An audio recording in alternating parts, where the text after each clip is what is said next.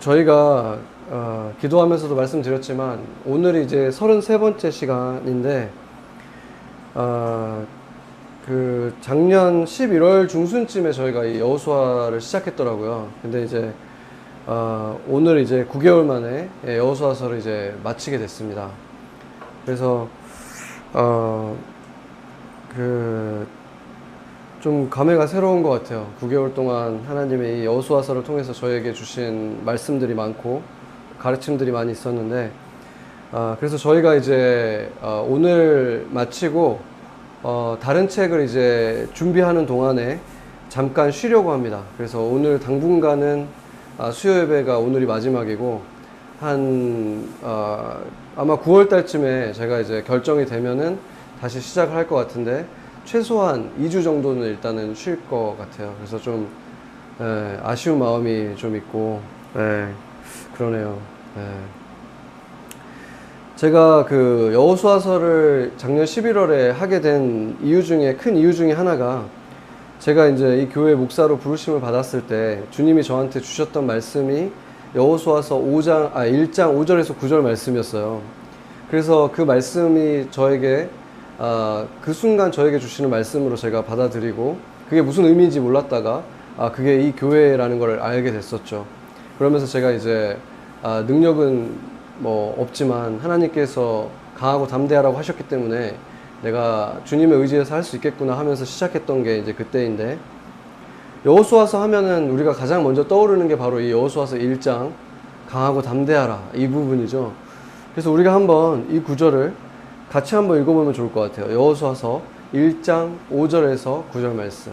여호수아서 1장 5절에서 9절 같이 한번 읽어보겠습니다. 내 평생에 너를 능히 대적할 자가 없으리니 내가 모세와 함께 있었던 것 같이 너와 함께 있을 것임이라. 내가 너를 떠나지 아니하며 버리지 아니하리니 강하고 담대하라. 너는 내가 그들의 조상에게 맹세하여 그들에게 주리라 한 땅을 이 백성에게 차지하게 하리라. 오직 강하고 극히 담대하여 나의 종 모세가 내게 명령한 그 율법을 다 지켜 행하고 우로나 좌로나 치우치지 말라. 그리하면 어디로 가든지 형통하리니 이 율법책을 내 입에서 떠나지 말게 하며 주야로 그것을 묵상하여 그 안에 기록된 대로 다 지켜 행하라. 그리하면 내 길이 평탄하게 될 것이며 내가 형통하리라. 내가 내게 명령한 것이 아니냐. 강하고 담대하라. 두려워하지 말며 놀라지 말라. 내가 어디로 가든지 내 하나님 여호와가 너와 함께 하느니라 하시니라. 아멘. 아멘. 이 말씀이 이루어졌습니까? 이루어졌죠. 네. 우리가 여호수아서 지금 33장까지 보면서 정말로 여호수아가 강하고 담대했고, 그랬을 때 하나님께서 이 약속을 지켜서 항상 함께 하셔서 결국에 조상에게 약속했던, 아브라함에게 약속했고 야곱에게 약속했고 이삭에게 약속했던 그 땅을 차지하게 하셨죠. 그래서 그 땅이 다 차지하고 나서 완전히 다 토벌된 건 아니지만 그 땅의 주인으로서 이제 이 가나안 땅이 이스라엘의 것이다라는 것을 이제 선언할 수 있는 상태까지 되고, 이제 여호수아가 죽음을 맞이하는 유언과 같은 설교를 하게 되는 장면이 바로 오늘 장면입니다. 그래서 우리가 이 오늘 본문을 보면은 그 여호수아의 어떤 그 유언처럼 정말 그 깊은 진심과 이스라엘 민족에 대한 사랑과 이런 게 다 담겨 있고, 또 이스라엘 역사를 이렇게 쫙 하잖아요.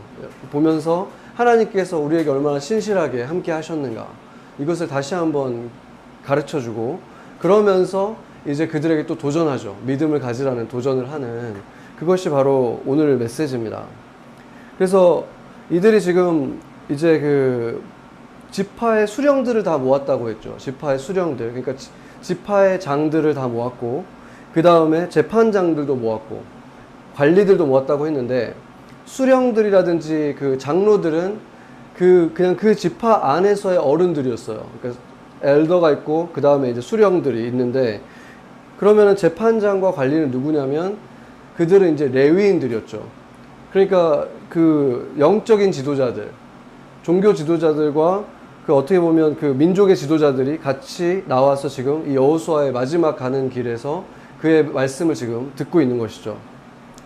24장에 보면 23장이 먼저 사실 설교가 있고 나서 어디에서 모였는지 얘기 안 하다가 24장 초반에 보면은 그 장소가 어디였는지 누가 지금 참가하고 있는지를 얘기하고 있죠. 어디에서 모였다고 얘기하고 있습니까?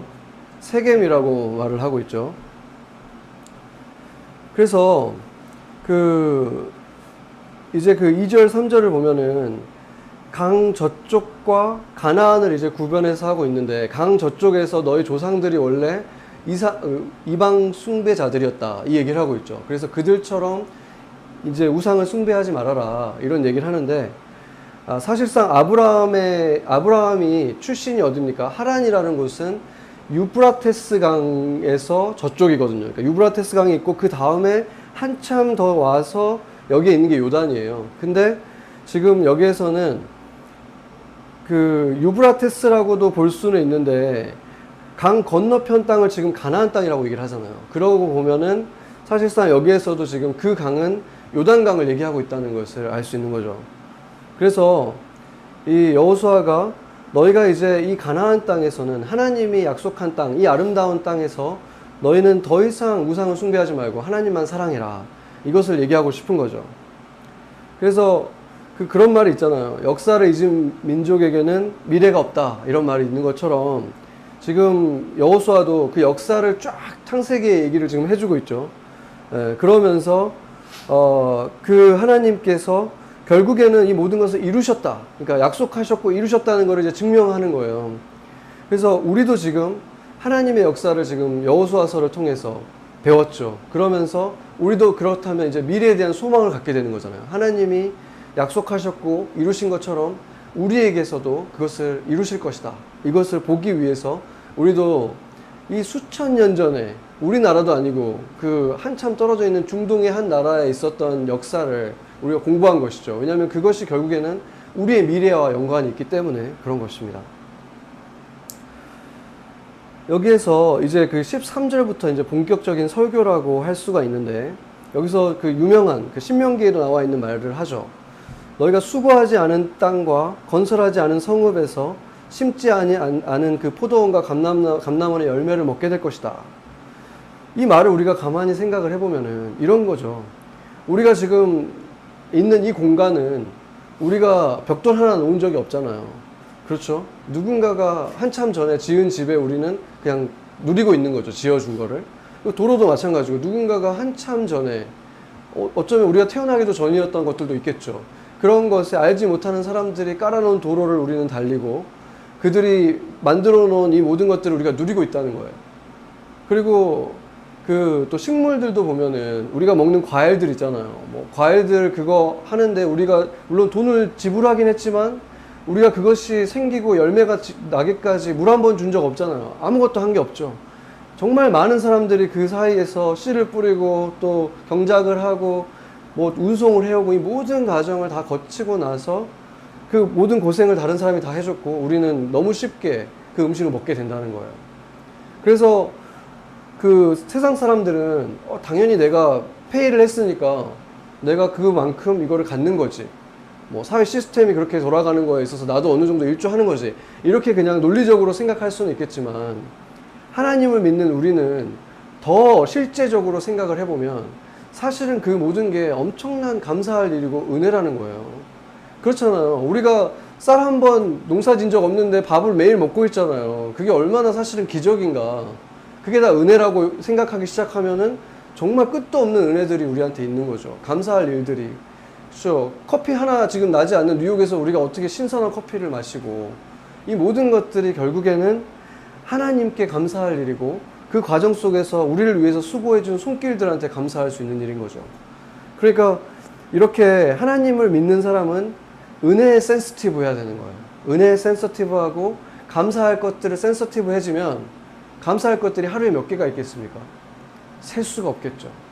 감사할 것이 천지인 삶을 살아가는 거예요. 생각해보면 이것도 감사하고 저것도 감사하고 너무 많잖아요. 매일 아마존 우리가 오더하면 갖다주는 분들, 생각해봐요. 너무 많잖아요. 감사할 것들. 그거를 당연하게 세상 사람들은 당연하게 생각하죠. 내가 페이했는데. 그러면 그들은 감사할 게 아무것도 없는 거예요. 근데 모든 것을 감사하기 시작하면 진짜 감사할 것이 천지인, 감사가 넘치는 인생을 살게 되는 거죠. 근데 여러분들도 주변에 만나는 사람들 중에서 감사가 많은 사람이 좋습니까? 없는 사람이 좋습니까? 뭘 줘도 기뻐할 줄도 모르고 좋아할 줄도 모르고 그리고 당연하게 여기고 금방 뭐 그러고 말고 이런 사람들 솔직히 같이 있고 싶지도 않잖아요. 뭘 해주고 싶지 않잖아요. 근데 작은 거에 되게 감동하는 사람들 있잖아요. 진짜 진심으로 고마워하고 그런 사람들이랑 있으면 그냥 너무 기쁘잖아요. 같이 있는 것 자체가 더 만나고 싶어지죠. 생각해봐요. 이 세상에 있는 모든 그리스도인들이 이렇게 살아간다면, 이것만 한다면 대단한 일이 아니잖아요. 그냥 진짜 감사한 일에 좀 센서티브해져서 감사할 줄 알면 되는 거야. 그러면 그 사람들이 다 얼마나 매력적인 사람들이 되겠어요. 이 그리스도인들이라는 사람들은 정말 모든 거에 이렇게 사소한 거에 감사하는구나. 이 사람들이랑 만나면 너무 좋다. 뭐 커피가 맛있으면 그거 가지고 감사하다고 하고 뭐 이런 거 있잖아요. 날씨가 좋으면 날씨 좋다. 이렇게 될 수 있다면 정말로 그리스도인들이 빛을 발하는 사람들이 될 수 있다는 거예요. 그것만 해도. 그렇죠?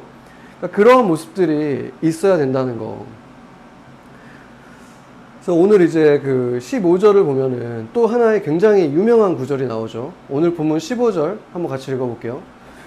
만일 여호와를 섬기는 것이 너희에게 좋지 않게 보이거든 너희 조상들이 강 저쪽에서 섬기던 신들이든지 또는 너희가 거주하는 땅에 있는 아모리 족속의 신들이든지 너희가 섬길 자를 오늘 택하라. 오늘 나와 내 집은 여호와를 섬기겠노라 하니. 아멘. 이 말씀도 되게 유명하죠. 나는 할 텐데 너네들은 너희가 결정해라. 이렇게 말을 하고 있죠. 그러니까 여기서 너희에게 좋아 보이지 않거는 이거 이제 히브리어를 그대로 해석하면 만일 너희 눈에 악하게 보인다면 이런 건데 이제 의역을 하면 이렇게 되는 거죠. 내키지 않으면, 그러니까 너희들이 내키지 않으면 너희는 안 하려면 안 해도 된다. 그렇지만 나와 내 집은 여호와만 사랑하고 여호와만 섬길 것이다. 이렇게 말하고 있는 거예요. 뭐가 보여집니까? 강요하지 않고 있어요. 그렇죠? 이 언약을 갱신하는 거거든요. 지금 이 시기가. 지금 마지막에 이 여호수아가 떠나기 전에 돌을 비석을 세우잖아요. 이걸 기념을 하면서 지금 하나님과의 언약을 리뉴를 하는데 이 장면과 당연히 비교할 수밖에 없는 장면이 뭐냐면 이스라엘에게 모세가 마지막으로 신명기에서 유언처럼 했던 말들이 있고 그때 그러니까 모세의 마지막 설교인 거죠. 지금 이거는 여호수아의 마지막 설교. 그리고 또 한 가지는 첫 번째 언약의 돌판, 그 10계명 돌판을 가지고 모세가 내려왔을 때 그때도 이제 하나님과 이 이스라엘이 언약을 맺도록 그 모세가 중재를 해주고 있잖아요. 그 모습과 당연히 이게 오버랩이 되죠. 모세와 이스라엘, 하나님, 그리고 지금 여호수아.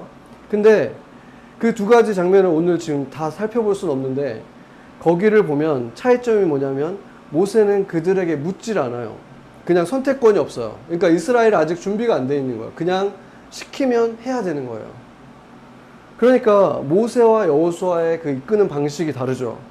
모세는 그냥 순종의 축복, 불순종의 저주에 대해서 경고하고 그냥 순종해라 이렇게 하고 끝이에요. 근데 여호수아는 어떻게 합니까? 역시 축복도 얘기하고 저주도 얘기했지만 마지막에 뭐라고 합니까? 선택은 너에게 달렸다. 너희는 어떻게 하겠냐? 이렇게 말하는 거죠. 그 둘의 차이가 극명하게 보여지는 것이 또 있는데 그 두 사람이 오버랩 되는 게 어디냐면 전에 수요예배 때도 말한 적이 있지만 모세가 가른 물이 있죠. 홍해. 그리고 여호수아 시대에 가른 물이 어디죠? 요단강이죠. 그 두 개가 또 오버랩이 될 수밖에 없는 거잖아요. 그런데 모세는 어떻게 했습니까? 그 물을 가를 때 아무도 그 물로 나서지 못하고 있을 때 모세가 혼자 나가서 팔을 뻗었어요. 그때 물이 갈라졌거든요. 아무도 나가지 않고 혼자 나갔어요.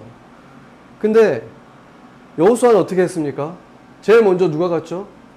언약궤를 메고 있는 제사장들이 제일 먼저 가고 그 다음에 또 누가 갔죠? 그 요단 동쪽의 세 지파가 수만 명이었거든요. 그 군인들이 그 다음에 갔어요. 그 다음에 이제 본진, 이 이스라엘 본진이 갈 때 거기에 이 여호수아가 있었다는 거예요. 그러니까 완전히 다르죠. 이 상황이. 그러니까 여호수아는 사실상 그 이스라엘 안에서 움직이는 리더십이었다는 거예요. 모세는 완전히 혼자 떨어져 있는 거룩한 하나님을 보여주는 어떤 굉장히 독특한 리더십을 가지고 있었다면, 강한 리더십, 이 여호수아는 사실상 그들과 하나 있다가 그 중에서 뽑혀 나온 거기 때문에 그들 안에서 움직이는 리더십을 계속해서 보이고 있다는 거죠. 그래서 모세는 그 이스라엘 민족에 있어서 거의 구원자였잖아요. 메시아 같은 캐릭터였고 생명의 은인이었죠. 완전히 죽을 수 있는 자들을 생명의 은인이고, 또 그 신약 성경에서도 보면은 그 홍해를 지난 거를 뭐라고 표현하냐면 그 세례로 표현을 하잖아요. 그러니까 한마디로 그들을 다시 태어나게 한, 다시 낳은 그 아버지 같은 역할을 하는 거예요. 그 노예로 있던 그들을 이제 하나님의 백성으로 다시 태어나게 만들어주는 엄한 아버지 같은 사람이 모세였다면, 여호수아는 어떻습니까? 맏형 같죠. 그들 중에 있었지만 그들 중에서 이제 리더가 돼서 직접 본을 보이면서 그들 안에서 같이 움직이는 리더로서 보여주는 맏형 같은 리더십을, 이렇게 그 두 리더십의 차이가 보여준다는 거죠. 그리고 이제 오늘 본문에서 우리가 특이하게 생각해야 될 것이 뭐냐면, 아까 그 지금 모여있는 곳이 어디라 그랬죠? 세겜이라 그랬어요. 근데 세겜이라고 했는데 여호와의 성소가 있다고 말하고 있어요. 세겜에 여호와의 성소? 좀 이상하지 않나요? 여호와의 성소는 지금 어디 있죠? 길갈에 있던 성소가 어디로 갔습니까? 실로로 갔잖아요. 실로에 있어야 되는데 지금 세겜이라고 말을 하는 거예요. 그래서 제가 그 지도가 아마 있을 거예요. 방송으로 보는 분들이 지도 있을 거고, 제가 여기서도 보여드릴게요. 네. 지금 여기 보면은 여기가 세겜이에요. 세겜. 그리고 베델이 여기 있죠. 그러니까 그 세겜과 베델이 있는데, 세겜과 베델이 동시에 등장하는 사건이 뭐죠? 야곱의 자녀들이 디나 사건이 있었죠. 디나가 겁탈을 당하고 레위와 시므온이 그 세겜 족속들을 다 없애버린 일이 있었죠. 그러고 나서 세겜에서 베델로 가잖아요. 야곱이. 그쵸? 근데 실로가 어딨냐면 바로 이 중간에 있는 거예요. 그러니까 오늘 이 본문에서 세겜이라고 말해놓고 다시 여호와의 성소 옆에 있는 그 상수리 나무다 이렇게 말하거든요. 거기에다 지금 비석을 세운 거예요. 그 상수리 나무 앞에. 근데 거기를 세겜이라 그랬는데 원래 실로라는 거죠. 그러니까 어떻게 해석할 수 있냐면, 세겜이라는 것은 좀 더 넓은 지역을 포함하고 있다는 거예요. 세겜이라는 지역이 넓은 지역 중에 실로는 그 끝에 있는 곳이라는 거죠. 그러니까 다시 보면 이 실로가 여기 있잖아요. 그러니까 세겜이라는 지역이 꽤 큰 지역을 차지하고 그 남쪽 끝에 그 안에 소속돼 있던 땅 중에 하나가 바로 실로였다. 이렇게 보면 이게 이제 우리가 해석이 되는 거죠. 그래서 이제 그 세겜은 실로가 그 세겜 안에 있었다. 이렇게 볼 수 있는 거죠. 그래서 거기에 이제 그런데 이제 상수리 나무가 있다고 되어 있잖아요. 성소 옆에 상수리 나무가 있고, 상수리 나무 앞에서 지금 그들이 모였는데 거기에다가 이제 비석을 세웠는데, 상수리 나무 아래서 모인 것은 어떻게 보면 지극히 당연한 일인 게, 햇빛이 굉장히 뜨거운 중동이잖아요. 근데 상수리 나무라는 것이 그 사방으로 잎이 쫙 펼쳐진 굉장히 큰 나무거든요. 그러니까 한국의 시골을 가본 분들은 아시겠지만 거기에 보면은 마을 어귀에는 느티나무라는 것들이 있어요. 느티나무. 그래가지고 뭐 당산나무라고도 부르고 정자나무라고도 부르고. 근데 그 나무들을 정자나무라고 부르는 이유가 뭐냐면, 정자가 원래 이렇게 햇빛을 가려주는 그런 곳이잖아요.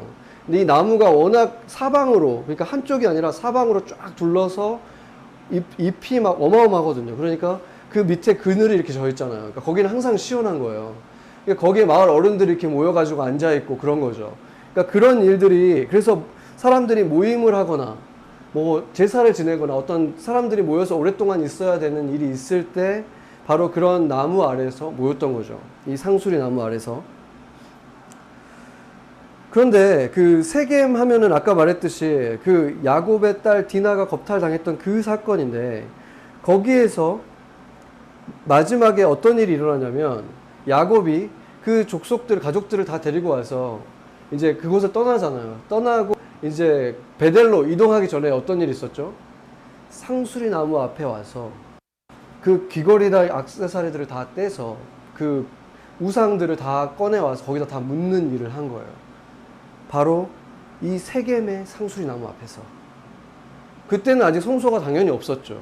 언약궤도 없었으니까. 그렇지만 바로 그 나무 앞에 이것을 묻은 거예요. 이 상수리 나무라는 것이 이제 이 참나무과인데 보통 1000년을 넘게 살거든요. 그러니까 그 시간 차이가 한 400년 정도 차이가 나지만 그 400년 후에 그곳에 성소가 생긴 거죠. 같은 장소에. 그게 이제 창세기 35장 4절에 나오거든요. 그 세겜 근처에 있는 상수리 나무 아래에 묻었다. 이렇게 말하고 있죠. 이 야곱이. 그러니까 이 상수리 나무는 그때 당시에는 야곱이 거기에 객이었잖아요. 거기에 원래 세겜 족속들이 살고 있었고 야곱 족속이 거기에 땅을 일부 사가지고 그 성읍에 정착해서 일부 자기 가족들만 살고 있었죠. 그러니까 자기 땅이 아니라 돈 주고 샀지만 그 이방 땅의 일부 지역만 거기서 살고 있었던 거죠. 근데 그랬다가 이제 원래는 베델로 가는 길에 거기서 멈췄다 그랬잖아요. 베델로 가다가 베델은 아직 황무지였고 거기는 이미 성읍이었기 때문에 그냥 거기에서 정착을 해버렸는데 그것을 보고 이제 그 일로 인해서 결국에 디나 사건이 난 것이고 그래서 이제 야곱이 이제 정말 마음을 찢으면서 회개한 곳이 이 상수리 나무고 거기에서 이제 이 우상들을 다 묻고 다시 마음을 잡는 거죠. 이제 베델로 다시 돌아가라는 하나님의 음성을 듣고 베델로 떠나기 전에 이제 그 우상을 다 묻은 거예요. 그런데 지금 그 똑같은 곳에서 여호수아가 이스라엘 민족에게 너희들 가운데 있는 우상을 싹 다 치워라. 똑같은 곳에서 똑같은 말을 하고 있는 거죠. 오늘 24장 23절 볼까요? 한번 같이 읽어볼래요? 24장 23절. 여호수아가 이르되 그러면 이제 너희 중에 있는 이방 신들을 치워버리고 너희의 마음을 이스라엘의 하나님 여호와께로 향하라 하니 아멘. 그러니까 이 세겜의 상수리 나무 앞에서 자신들의 조상이었던 야곱이 그런 슬픈 상황 속에서 그런 그 우상을 묻는 일이 있었고 그 일이 지금 이 상수리 나무 앞에서 또 일어난 거죠. 그런데 이 상수리 나무는 사실 그보다도 더 전의 일까지도 기억하고 있는 거예요. 오늘 본문 보면 그 마치 바위가 기억한다는 것처럼 얘기를 하잖아요. 여호수아가 이 바위가 이걸 다 기억할 거다 한 것처럼 사실은 이 상수리 나무도 기억을 하고 있는 거라고 본다면 창세기 12장 5절에서 7절을 한번 누가 찾아보면 좋겠는데 창세기 12장 5절에서 7절. 네, 찾으신 분? 네, 네, 한번 읽어주세요. 네. 아브라함이 그의 아내 사레와 조카 롯과 하란에서 모은 모든 소유와 얻은 사람들을 이끌고 가나안 땅으로 가려고 떠나서 마침내 가나안 땅에 들어갔더라. 아브라함이 그 땅을 지나 세겜 땅 모래상수리 나무에 이르니 그때 가나안 사람이 그 땅에 거주하였더라. 여호와께서 아브라함에게 나타나 이르시되 내가 이 땅을 내 자손에게 주리라 하신지라. 자기에게 나타나신 여호와께 그가 그곳에서 제단을 쌓고. 아멘. 뭐라고 말하고 있습니까? 세겜 땅의 상수리 나무. 그리고 이 아브라함이 그 다음에 어디로 가는지가 되게 중요한데 지금 있었던 곳이 세겜이잖아요. 그 다음 지역이 어딜까요? 어디로 갔을까요? 베델로 갔죠. 야곱과 똑같아요. 베델로 가는 길에 있는 바로 세겜 땅 상수리 나무. 똑같은 거죠. 바로 실로라는 뜻이에요. 그러니까 실로의 상수리 나무 옆에 지금 아브라함이 만든 이 제단이 지어졌는데 이 제단이 최초로 만들어진 제단이에요. 하란 땅에 그 이방 땅의 그 아들로 태어났잖아요. 아브라함이. 근데 그 아브라함을 하나님이 부르셔서 그 땅을 떠나게 하시고 이제 그 요단을 건너서 이 세겜 땅에 오게 하신 다음에 이 세겜 땅에서 처음으로 제단을 지은 거예요. 맨 처음으로. 거기에서 제단을 쌓고 이제 제사를 지낸 건데 그곳에 지금 바로 성막이 설치됐다는 거예요. 놀라운 일이죠. 그러니까 하나님의 그 신실하심이 계속해서 보여지는 거죠. 그러니까 이것은 또 아까 지금 야곱의 사건이 있기에 최소 200년 정도 전에 있었던 일이거든요. 그러니까 이 상수리 나무가 600년간, 오늘 이 사건까지 600년간 있으면서 이 모든 상황에 다 증인이 됐다는 것이죠. 네.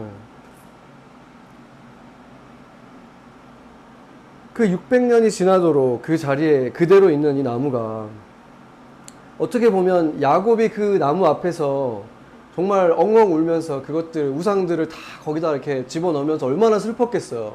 자기가 베델로 갔어야 되는데 여기 오는 바람에 딸이 겁탈을 당하고 아들들이 이런 정말 흉악한 범죄를 저지르고 하나님 앞에서 범죄해서 이제 가야 되는 이 상황 속에서 너무나 슬픈, 그렇기 때문에 사실은 그 상수리 나무를 생각하면 야곱의 자식들은 생각했을 때 자신들이 묻은 그 우상들이 생각나잖아요. 그 슬펐던 날, 그것의 슬픔의 날인데, 이제는 그 죄악을 떠나고 우상을 버리고 하나님만 섬기고 하나님께만 가겠다고 하는 그 약속의 순간, 언약을 다시 리뉴하는 순간이잖아요. 이 번제가 드려지는 성소가 그것에 세워졌다는 것은 이제는 무슨 말입니까? 지구상에, 그때 당시 지구상에 어떤 곳보다도 소망적인 곳이 바로 그 상수리 나무 아래가 됐다는 거예요. 가장 비참하고 슬펐던 실패의 장소가 동시에 이제 가장 소망적인 장소로 변화된 일이 바로 거기에서 일어났다는 거죠. 그런데 그 세겜이라는 곳이, 우리가 예전에 그 여호수아서 초창기에 볼 때 그 지파들을 두 부류로 나눠가지고 그 그리심산과 에발산에 나가지고, 에발산은 저주, 그리심산은 축복, 이렇게 했었잖아요. 그게 이제 모세를 통해서 하나님이 주신 명령이었고 여호수아 때 실제로 일어났는데, 그것이 있는 곳이 어디입니까? 세겜이에요. 그곳이 있는 곳이.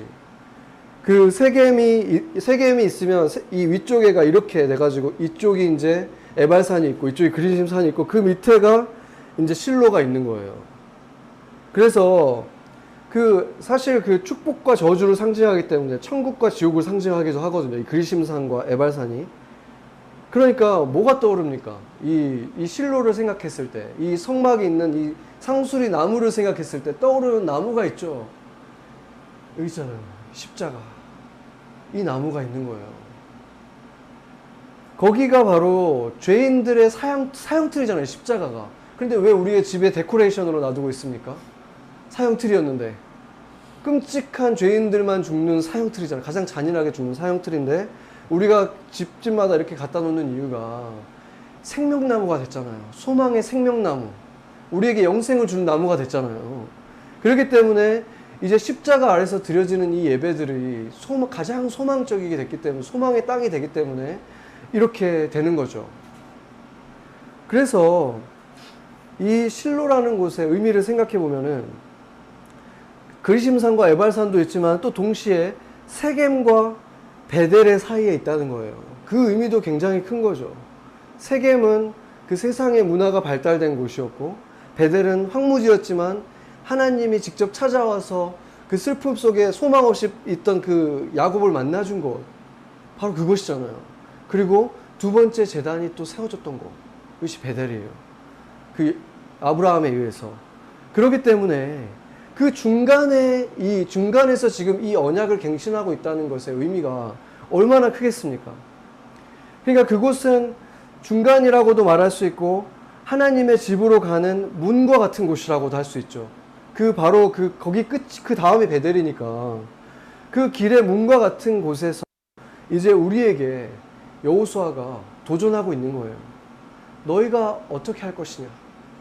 이제 너희는 어떻게 할 것이냐? 이 앞으로 나갈 것이냐? 아니면 세겜으로 갈 것이냐? 이것을 결정하라라고 지금 도전하고 있는 것이죠. 그 야곱의 가족들에게도 이미 우상들이 들어와 있었잖아요. 자기도 모르게 그 장신구들을 묻을 만큼 가지고 있었던 거예요. 근데 가나안 정복을 거의 마친 상태의 이들에게 그러면 우상이 있다는 거예요, 없다는 거예요? 없으면 지금 치우라는 말을 지금 여호수아가 할 필요가 없죠. 이제 막 차지하고, 지금 어떻게 보면 가장 소망적인 상태잖아요. 땅을 막 차지하고 의기양양해 있는 상태인데 우상이 이미 들어와 있다는 거예요. 그것에 대해서 도전하고 있는 거죠.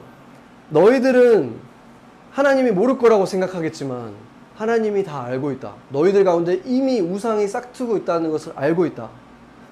그러니까 이제 결단해라. 하나님이 다 보고 있으니 결단해라. 세상이냐 하나님이냐, 에발산이냐 그리심산이냐, 세겜이냐 베델이냐, 이것을 선택하라는 것입니다.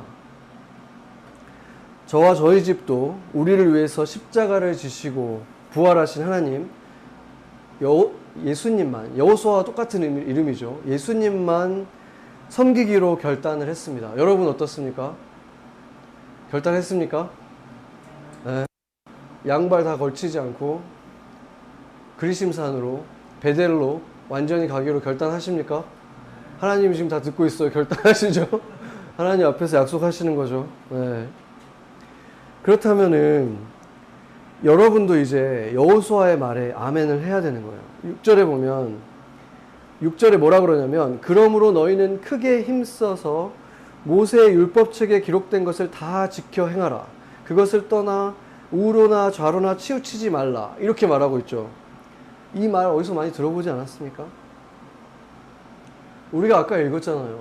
하나님이 여호수아에게 했던 말이잖아요. 처음부터. 하나님이 여호수아에게 했던 말을 지금 여호수아가 모든 이스라엘에게 똑같이 하고 있는 거예요. 무슨 말입니까? 이제 너희가 여호수아다.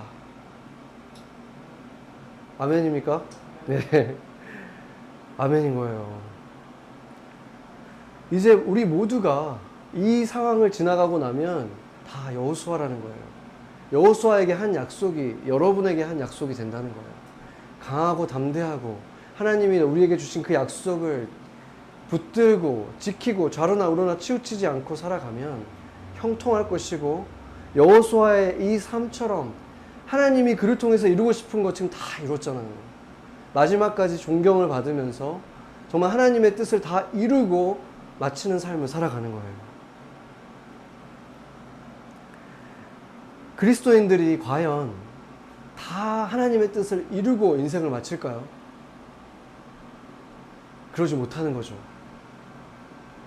만약에 그렇다면 다 그냥 자연히 다 기르고 마친다면은 성경에서 그렇게 바울이 예수님께서 거룩하라고 하고 의로우라고 하고 내 말을 따라 살으라고 하고 이렇게 명령하실 일이 없는 거죠. 자연히 다 그렇게 될 텐데. 그런 사람들은 구원파예요. 구원파들은 예수 믿으면 그냥 나는 죄를 지을 수 없는 존재가 됐기 때문에 내가 하는 건 다 괜찮다는 거예요. 그게 아니죠. 예수님을 믿었으면 이제 너희 안에 있는 예전에 없었던 새로운 갈망, 의로운 갈망, 그것을 쫓아서 살아가라는 거예요. 그 주변을 맴돌고 있는 세상의 생각들, 세상의 소리들, TV에서 나오는 것들, 신문에서 말하는 것, 주변 내 친구들이 말하는 그 가치관을 쫓아 살지 말고 내 마음속 깊숙한 곳에서 성령이 나한테 원하는, 내 삶에 원하는 그것을 쫓아 살 수 있는 열망이 내 안에 있고 그것을 살아갈 힘도 너희 안에 있으니 그렇게 살아라 라고 말씀하는 거죠. 못하는데 어떻게 하라고 하시겠습니까? 예수님이. 말이 안 되는 거죠. 그러니까 예수님께서는 그것을 그렇게 사모하며 살으라는 거예요. 그래서 바울이 뭐라 그랬습니까? 나를 위한 면류관이 준비되어 있다. 그런데 누구한테도 준비되어 있다고 했냐면 주님이 오실 그날을 사모하는 사람들. 여러분이 생각할 때 세상의 모든 그리스도인들이 주님이 지금이라도 빨리 오세요, 그날 사모하고 있다고 생각하십니까? 아니죠. 아직 준비가 안 됐습니다. 결혼을 한 다음에 오시고 내가 이거는 좀 이룬 다음에 오시고, 그런 사람들은 아직 아니라는 거예요. 오늘 본문에서도 정말 구약 성경인데도 불구하고 여호수아는 하나님을 만났기 때문에 뭐라고 말하냐면 여호와를 가까이 하라 그러는 거예요. 여호와를 가까이 하라. 가슴이 붙어있던 사람인 거예요. 여호와의 가슴이 붙어있었기 때문에 여호수아가 이런 삶을 살 수 있었고, 우리는 가슴이 붙어있는 게 아니라 안에 들어있어요. 그렇다면 더욱 여호수아처럼 살 수 있는 거잖아요. 바울처럼 살 수 있는 거잖아요.